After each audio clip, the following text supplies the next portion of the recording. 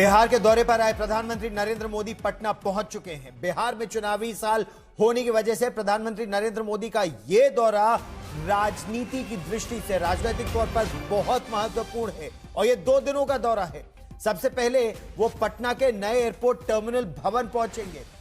अब से करीब 15 मिनट यानी 4:45 से 5 बजे तक प्रधानमंत्री पटना के नए टर्मिनल भवन का उद्घाटन करेंगे और बिहटा एयरपोर्ट का शिलान्यास भी करेंगे। फिर शाम 5 बजे प्रधानमंत्री नरेंद्र मोदी एयरपोर्ट से बीजेपी ऑफिस के लिए बाकायदा एक रोड शो करते हुए निकलेंगे। लगभग आधे घंटे का होगा ये रोड शो और ये रोड शो करते हुए प्रधानमंत्री नरेंद्र मोदी शाम 5:30 बजे बिहार बीजेपी के कार्यालय पहुंचेंगे। 5:30 बजे शाम से लगभग 6:15 बजे तक प्रधानमंत्री नरेंद्र मोदी बीजेपी कार्यालय में नेताओं के साथ बैठक करेंगे। 6:15 बजे बीजेपी कार्यालय से वो राजभवन के लिए निकलेंगे, जहां आज उनका रात्रि विश्राम होगा। प्रधानमंत्री नरेंद्र मोदी के पटना पहुंचने से पहले ही ऑपरेशन सिंदूर की झलक पटना में साफ नजर आ रही है और शशि भूषण मेरे सहयोगी ताजा जानकारी के साथ हमारे साथ जुड़ रहे हैं। तो नए एयरपोर्ट भवन का उद्घाटन, जिस तरह से ऑपरेशन सिंदूर की छटा नजर आ रही है, बिहार में चुनाव की दृष्टि से कितना महत्वपूर्ण है शशि? बिल्कुल, देखिए गौरव, हमको नहीं भूलना चाहिए कि पहलगाम की घटना के बाद ये बिहार की ही धरती थी जहां झंझारपुर में प्रधानमंत्री ने कहा था कि आतंकियों को जवाब दिया जाएगा। और अब जबकि ऑपरेशन सिंदूर को अंजाम दिया जा चुका है, उसके बाद प्रधानमंत्री जब आ रहे हैं यहाँ पे, तो यहाँ देखिए किस तरह से जो वैदिक छात्र हैं उनकी मौजूदगी है प्रधानमंत्री के स्वागत के लिए और शंखनाद हो रहा है। गौरव, ये तस्वीर आपको दिखाएंगे, इस तरह का स्वागत बहुत कम देखने को मिलता है। ये शंखनाद अपने आप में बहुत बड़ा संदेश है बिहार की धरती से, पटना की धरती से, या उस मगध की धरती से कह लीजिए, जिसका इतिहास बेहद गौरवशाली है और सबसे बड़ा साम्राज्य भी मगध का साम्राज्य माना जाता था। और इस वक्त ये छोटे छोटे वैदिक छात्र बैठे हैं यहाँ, प्रधानमंत्री के रोड शो का इंतजार कर रहे हैं और हर तरफ लगभग ऐसी ही तस्वीर देखने को मिलती है। ये बेली रोड है गौरव, पटना का, जहां प्रधानमंत्री का काफिला पटना एयरपोर्ट से निकलने के बाद पहली दफे पहुंचेगा और इसी बेली रोड पर जब प्रधानमंत्री नजर आएंगे तो हर तरफ उनके स्वागत की तैयारी है, क्योंकि ऑपरेशन सिंदूर के बाद पहली दफे प्रधानमंत्री पटना पहुंच रहे हैं, बिहार की धरती पे पहुंच रहे हैं। आज उनका कोई संबोधन तो नहीं है, लेकिन कल जब प्रधानमंत्री विक्रमगंज में संबोधन करेंगे तो वहां से क्या मैसेज देते हैं, ये देखने वाली बात होगी। गौरव, निश्चित तौर पर, और जहां जहां प्रधानमंत्री नरेंद्र मोदी ने अब तक चर्चा की, आपने बिल्कुल सही कहा कि वो जो संदेश न केवल देश को, पाकिस्तान को, बल्कि पूरे विश्व को प्रधानमंत्री नरेंद्र मोदी ने दिया था पहलगाम आतंकी हमले के बाद, वो बिहार की ही उस भूमि से दिया था। और उसके बाद जबरदस्त प्रहार पाकिस्तान पर ऑपरेशन सिंदूर के तहत पहले 9 आतंकी ठिकानों पर और फिर 13 एयरबेसेस और रेडार स्टेशंस पर। बिहार में उसकी किस तरह की प्रतिक्रिया रही है, जनमानस में उसकी उसका किस तरह का प्रतिबिंब नजर आ रहा है?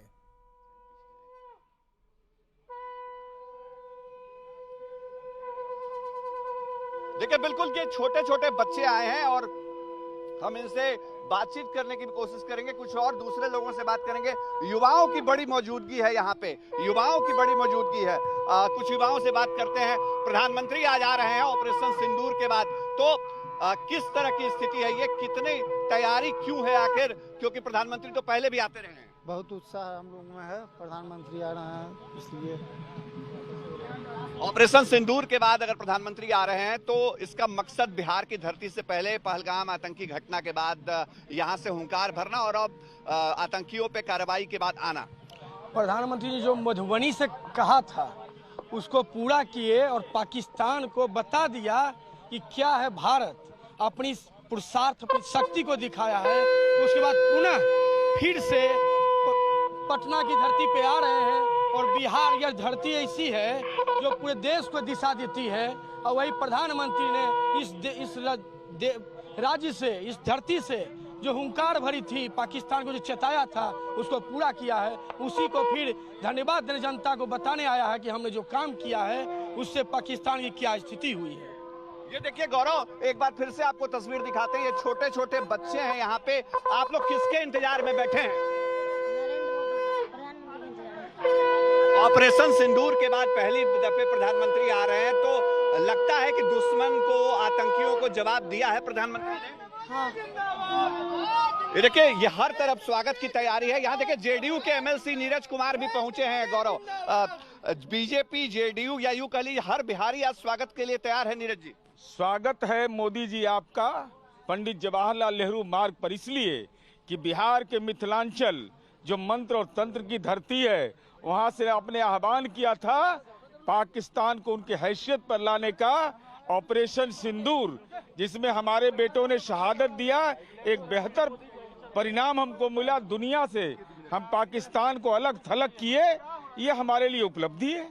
तो आज शंख बजाकर स्वागत है श्रीमान मोदी जी आपका।